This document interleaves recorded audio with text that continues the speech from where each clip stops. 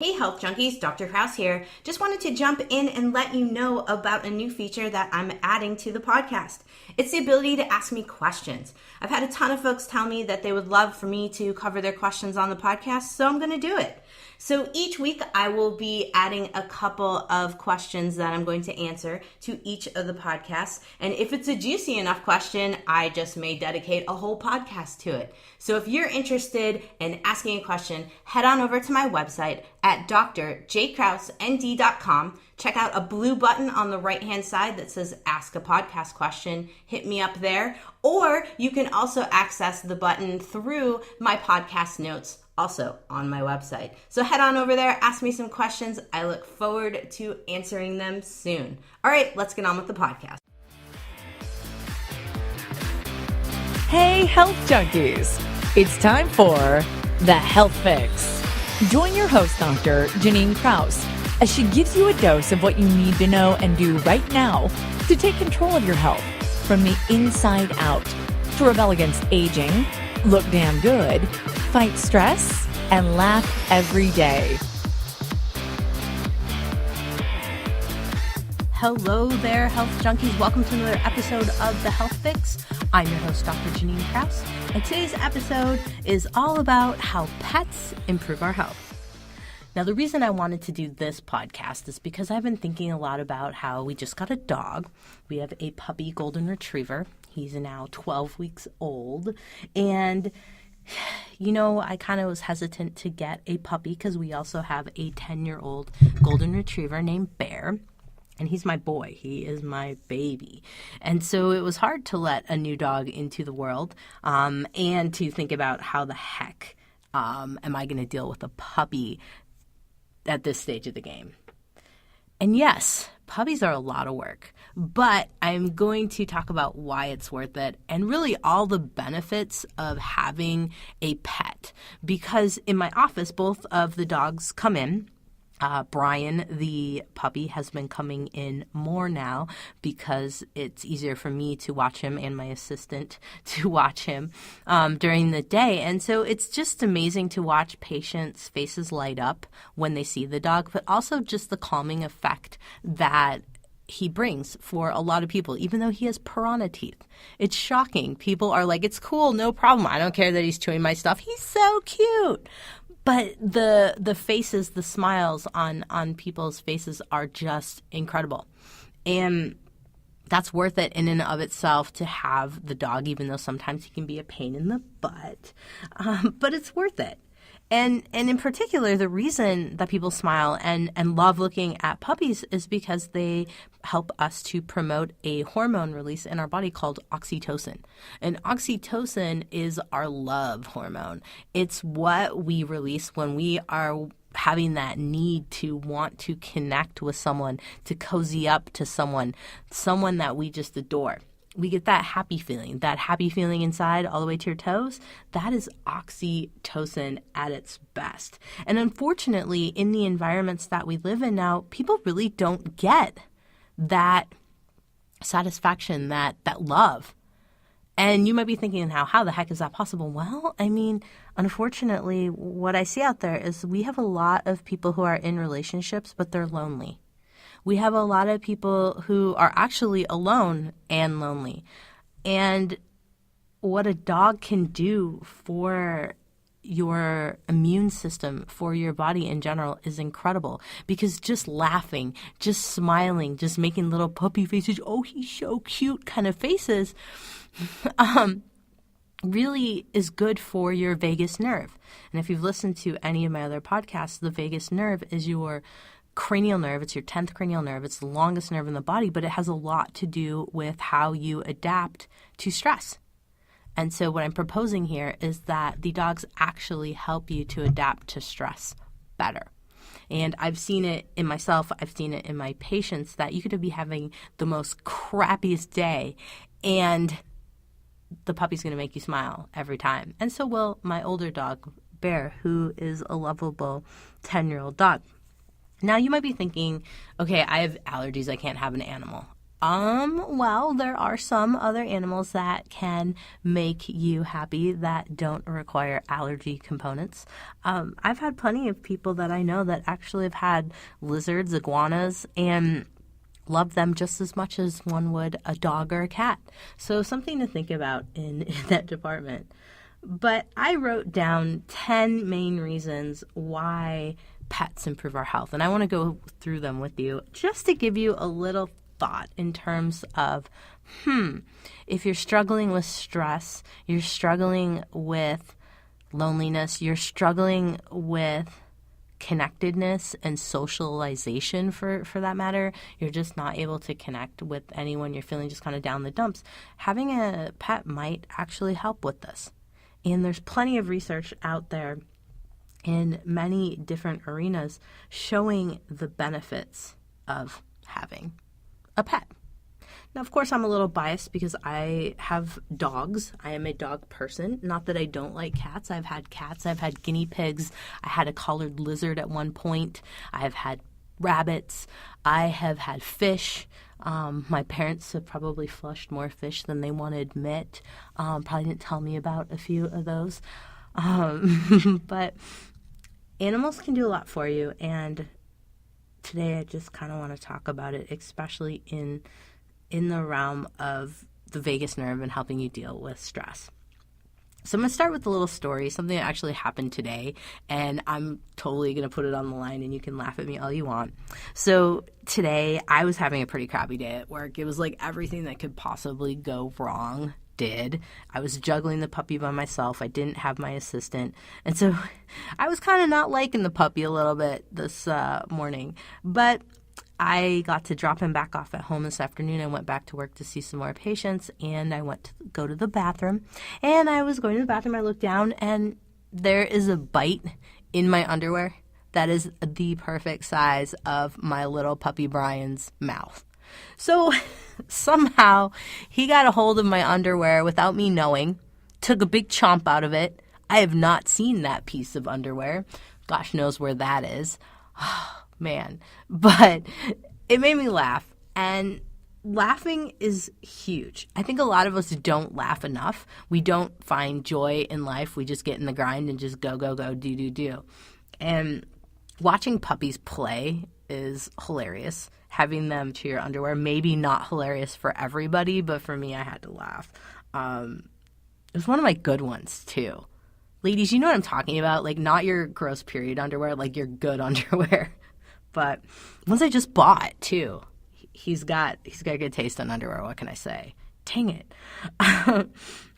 But it's fun to watch them play. You can't help but laugh. I love it when he's rolling around in the office with his little chew toy and just biting on it and just kind of wiggling back and forth. So laughter in and of itself is huge to help with your vagus nerve. Another big thing with animals is they really help you to slow down a little bit, because you got to take care of them, right? And you got to slow down to smell the roses, like when you want to take them for a walk or when you want to do something with them. You have to slow them down. You have to teach them things, and that can be frustrating. So it also teaches you a little bit of patience. But what I've found with a lot of my patients that I've recommended getting a pet to is that they actually turn from someone who's a go, do, everything's got to be on a time schedule, to a more laid-back individual. So if you are type A and causing some strife in your life by, pushing it to the limits a little much, and you're trying to figure out how to manage stress a little better and calm yourself down and slow down and smell the roses a little bit, a puppy or just an animal in general can help you with this. In particular, yes, I'm a little bit more aimed towards puppies, since of course I'm biased and have one. But the other big thing is patience. So one of the things that I've learned, because I don't have children, I have fur babies, is that you have to have patience. And folks who have kids know all about this. Me, I used to tell my mom patience is a virtue I don't have. But I'm learning it because Brian can grate on my nerves.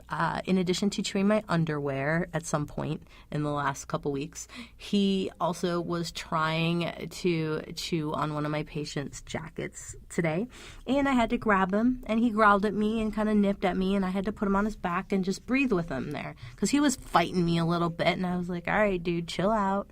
And I slowed down.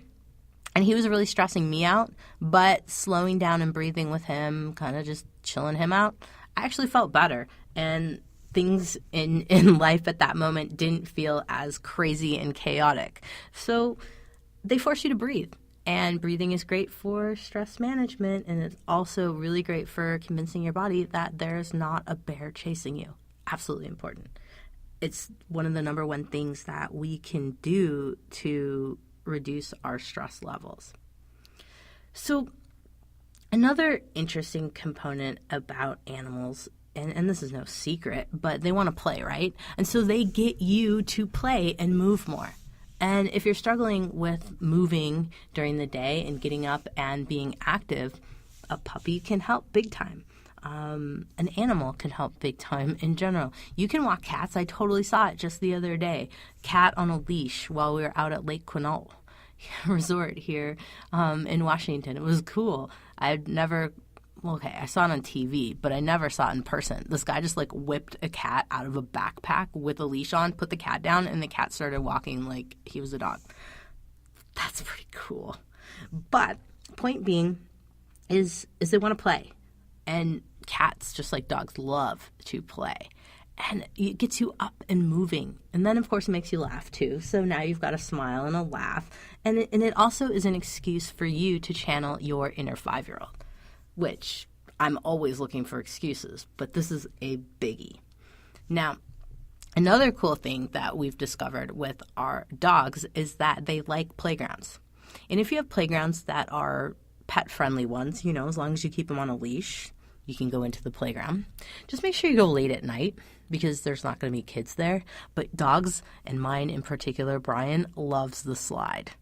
He will run up the thing and go down the slide before you even can get to the other end of it. And he needs no coercing. He loves it. Bear, on the other hand, not so much. But Bear does like to crawl around through the tunnels at our local parks. So, I could be going rogue here, but if you play on the playground with the dogs, ultra cool. And really great for you, your health, and channeling your inner 5-year-old. Okay, so there's all this play stuff. But another thing that can help you with the fight or flight response is dogs force you into a routine, right? You have to go to the bathroom at a certain time. They have to be fed at a certain time. Same with cats, fish, guinea pigs, rabbits, whatever your pet may be. Now, the cool part is that we are creatures of habit too. And so if we have these animals help us to get into a routine, guess what? We do better when we have a routine. Same with kids. The school year is great, but when we get out of the school year and there's no routine, things go off the rails. Moms become more stressed. I see it every single year. School lets out and moms lose the routine and then chaos ensues. Routine. Sounds kind of boring, but hey, we are cavemen and we like our routines. And it's pretty cool that the dogs will adjust to that in particular, just because that's my experience. My dog Bear, I swear he knows when it's Saturday versus a weekday, because he and we go to the grocery store together every morning. On Saturday mornings, we'll go. And he knows that that's time for him to hang out with me. No Brian, no puppy. And he looks forward to it. And I think he knows. And he will sit by the door and be like, hello. And if I seem like I'm diverting from the routine, he's like, no, wait, what's wrong? He also knows that I go to the gym every morning and he's wanting to go with me every morning. And before I had the puppy Brian, Bear would go with me. Now they both go with me if my husband's not taking him. But they know the routine. It's crazy. So the other big thing with animals is kind of like routine. It's organization. Because with puppies in particular, or small new pets, they like to chew things. They like to get into things. Same with cats. They like to get into things. And so you have to clean up some of your clutter, which is great for the brain because it won't stress out the brain by having too many things around you. So it helps you to simplify, organize, things of that nature. So all the things I'm always talking about in terms of helping with overall good balance and stress management in life. Now, my husband wanted me to put this other one on here in that when you have a dog, you end up eating fewer calories. And that's because he's really bad at feeding some of his food to Bear in particular, but sometimes Brian. Now, I'm not going to propose having an animal as a way to lose weight because we shouldn't be feeding them junk food and not so much of the human food. However, most of it is closest to nature kind of food that we eat, so it's not too far out of the realm. But no ding-dongs and ho-hos for the dogs and the animals. You wouldn't do that anyway. That's chocolate. Sorry, off base on that one. Don't give them zingers, the vanilla Twinkie things, the knockoffs. Do they even sell zingers anymore? I don't even know. If someone out there knows if zingers still exist, I want to see a message because I used to see them when I was a kid, but I don't know if they exist anymore. So if they are out there, someone let me know. All right. So one of the cool things, too, about having an animal, because you're moving more, you often tend to sleep more, like sleep better, not sleep more, but sleep better, because they're going to wear you out a little bit. I think a lot of us who have problems with insomnia related to work issues or things of that nature is that we don't move enough to actually wear out our bodies. So something to think about in terms of the overall effect. Now, of course, one of the big reasons that we end up getting a animal is because it's something to love, something that's going to love you, something that you can pay attention to, something that, depends on you. And now, a little different between a fish and a cat and a dog. The cat might not give you as much affection as a dog. The fish, I don't know. I mean, he might look at you and give you fish lips and say, hey, what's up? But they all depend on you for food. They depend on you, for all kinds of things. I think it can help folks with motivation in life. And for me, it's motivation to give your best to care for this particular creature. And for me, I love my dogs. If you look on my Instagram, my Facebook, you're going to see pictures of them all over the place.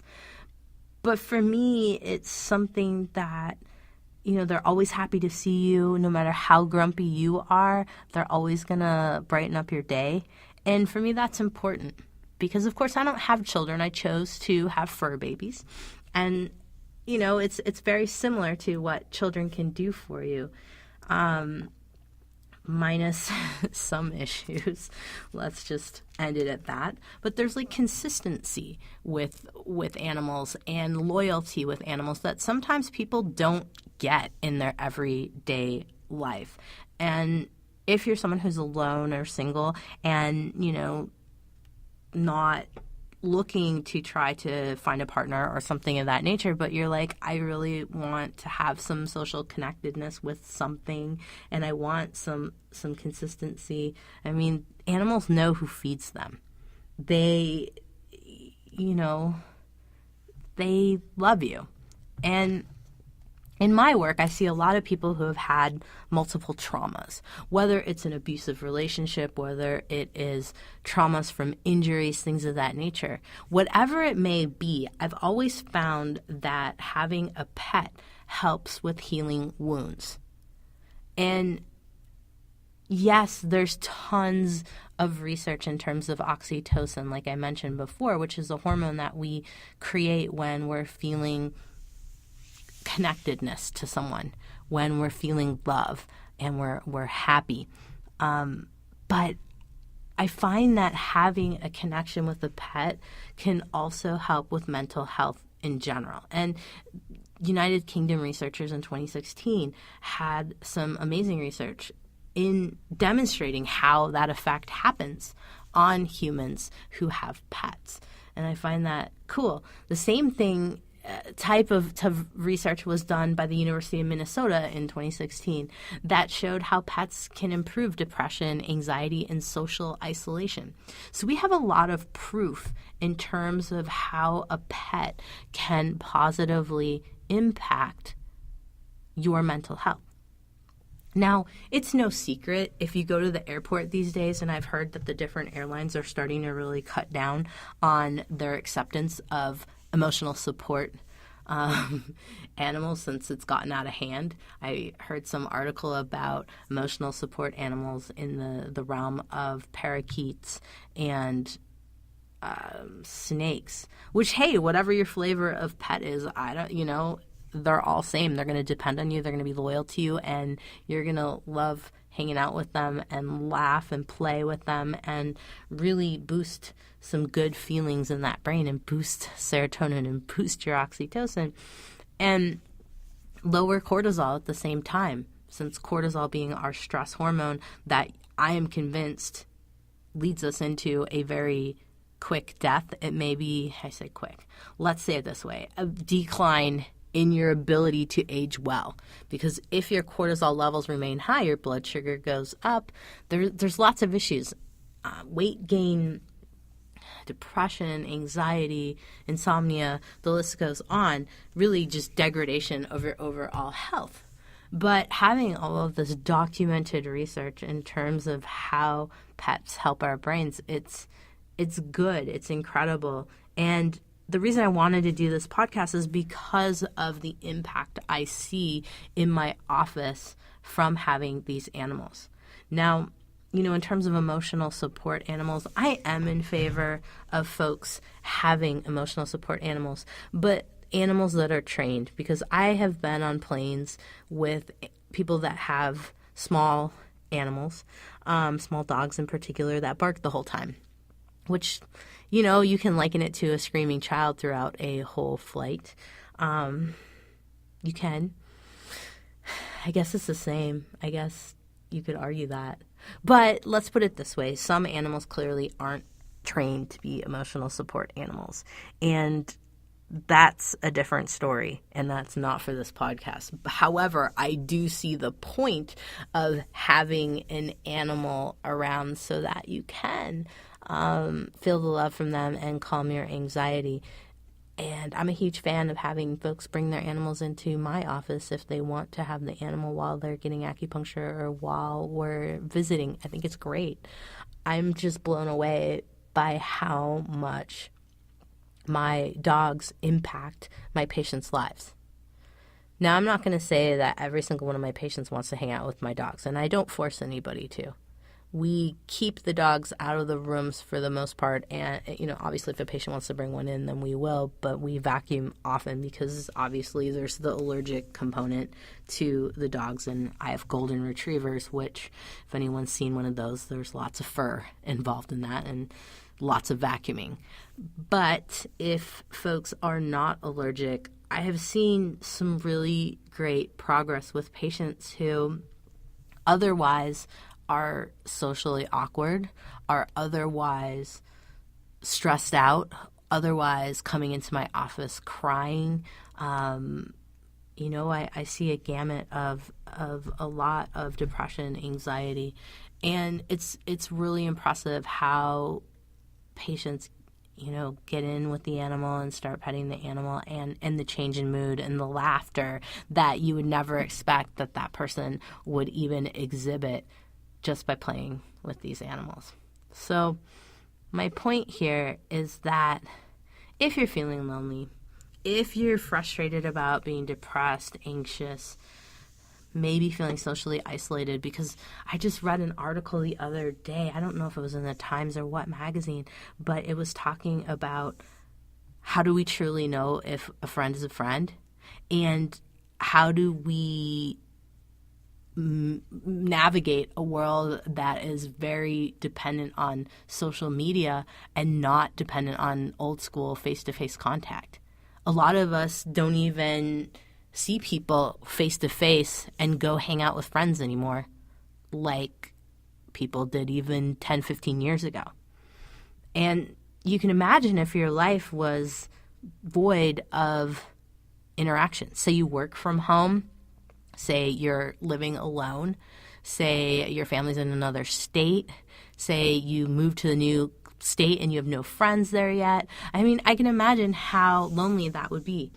And having an animal keeps you engaged socially. It keeps you socialized because we're animals too. Keeping that in mind, don't forget.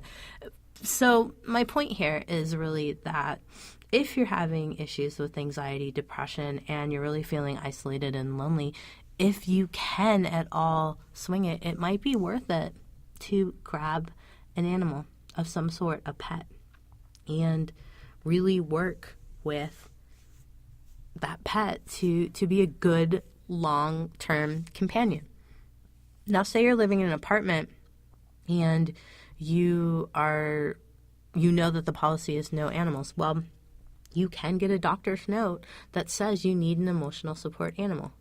Now, it might sound kind of weird that I'm saying this, but truth be told, I've seen a lot of difference in my patients who I've recommended getting a pet, and I've written plenty of letters for folks to get an emotional support animal, even though the particular apartment or location that they're living in doesn't officially accept these animals. Now, granted, you need to make sure if you're going to choose to have a pet that you are going to be responsible for this pet. They're children.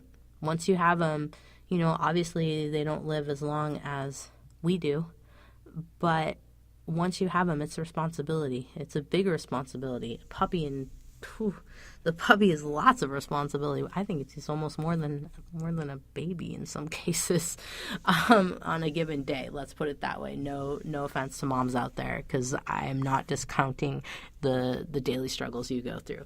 But puppies are tough, and getting used to an animal is tough. But in the end, it's really worth it. And I can't tell you how much change I've seen in a lot of my patients that I've recommended getting a pet. In particular, I have one gal in my practice who, after she got a dog, she started to walk more. She wanted to lose weight. She was starting to get her steps. She was trying to do 10,000 steps a day and was struggling. But once she got a puppy, all of a sudden, no big deal to get to 10,000. And the weight started coming off. And she was stuck in a plateau for a really long time and frustrated and depressed and angry. And boom, as soon as she got this puppy, it was like a lotus flower opening up. It was like, everything changed for her. And it was amazing. And she just became a much happier person. Speaking of happier people, I got to tell you my story with my first golden retriever, Bear. So Bear was my husband's birthday present back in 2008, but he quickly became my biggest present. And my husband, while he's a little bit jealous, he does say that Bear is really my dog. Bear and I have had a very long history of snuggling. He is just, I don't know, he is my emotional support animal. He is my baby. He follows me around. My husband says it's because he knows that I need him. And I think that's true. I think he really does follow me because he knows that I am sensitive. I have struggled. Bear's been with me, coming home at night from work and just being stressed. Anytime I'm in tears, I think I've probably cried on him as much as he slobbered on me. He's just that good at snuggling.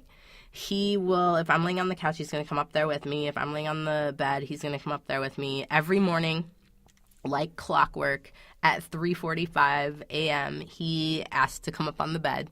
And he does ask. He will nose me and say, can I come up? And, I don't know why he always noses, because I'm always like, yeah, come on up. But I think the part for me with Bear is that he's been a consistent companion. He's always there. He always is ready to hug or love on me. If my husband's mad at me because I made him mad, at least the dog will give me a hug. He just I don't know what it is about him. He knows how to just get in the right position and nuzzle his head underneath my chin. He puts his paw on me a lot, and in just a sweet way, like almost like he's saying, like, Mom, it's okay. It's going to be okay. You know, we have a joke in our house, because I'll admit it, sometimes I say the F-bomb when I'm mad, and Bear just gets really upset. He will show it very visibly how upset the F-bomb makes him. Usually he runs away at first, but then he comes like sneaking around, and he's like, Mom, you said the F-bomb. Is everything okay? He's just such a calm and peaceful character that I can't help but love him, but also I can't help but explain how much love he gives me and how much it means to me. I would almost venture to say that the relationship we have is very different compared to a human to human type of relationship. There's just this amount of love going on, which you don't tend to find with humans, and understanding without communicating, I guess. I don't know. It takes away, let's put it this way, it takes away the complications that come with human feelings. He just knows. That's it. That's the best way to say it. He just knows when I need him. He knows what I need. And a lot of times, you know, it's hard for humans to communicate that. And usually when we don't get what we need, we get angry. And we don't mean to, but we get frustrated. And a lot of times when I'm frustrated with my husband because I don't know how to communicate, it's like Bear's there. He's there to just be like, Mom, it's going to be okay. I'm going to snuggle you. I might lick you too, but I'm going to snuggle you and it's going to be okay. And I think for a lot of people out there who have even husbands and families, I think that for us, there's just something about silent communication where you don't even have to say a word. And there's just that connectedness. That's probably the best way I can describe it. Connectedness without having to use words. And yes, some relationships between humans can be that way in advanced relationships, but for the most part, what I've seen, it's harder. It's harder with humans. We're too wordy of individuals, whereas a pet, and in particular a dog, they just can say a lot without saying anything at all. And sometimes when you're tired after a long day at work, and maybe you have a job like mine where I talk a lot with people and I have a lot of personal interaction with people, sometimes you don't want to talk. You just want to be silent. And Bear is pretty much the most amazing companion in that he just gets it. He just gets me. And he's gotten me through a lot of rough times. Like I said, he slobbered on me just as much as I've cried on him. And I don't know what I would do if I didn't have him. And I don't have that connection yet with the puppy. And I think that's okay. I don't remember making the connection as strong with Bear until things really started to hit the fan with stress and my ability to deal with stress and anxiety while we lived in Colorado. So he's really helped quite a bit. And I've seen in so many different cases where animals just really do help the emotional side of what we go through as a struggle as being human. They truly are, or there truly is a reason for why the saying is the dog's a man's best friend. It's true. There's a lot of reasons to have a pet when, you know, it seems that humans just don't connect with you as well. And humans, you know, they have their faults, let's put it that way. And, you know, a pet is a pure love and a pure loyal companion. And there isn't that question of, are they a friend? You know they are. You know in your heart, you know in your soul that they're your friend.